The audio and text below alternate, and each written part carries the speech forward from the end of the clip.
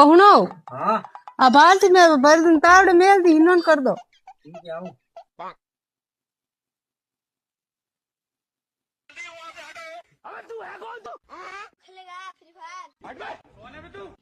ठंडो टिप पड़ियो पानी तो उनके हिनोन कर लो थोड़ा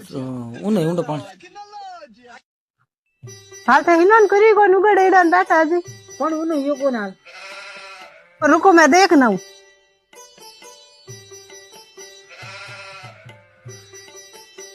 पानी तो उन्नो पड़ियो तो आऊं मैं करूं उमर को के पानी ऊने गवाना हाल क्यों ठाने देखना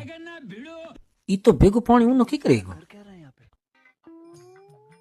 अरे बाप रे ठंडो घणो अरे वो तो हाल गना ठंडो टिप पड़ियो मारी आड़े पानी गाँव कर 2 घंटा भले इन ऊनो ऊंडो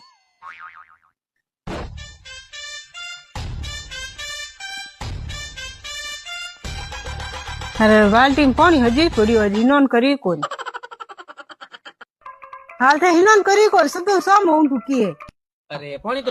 ठंडो टिप पड़ियो ऊनो ते ऊंडे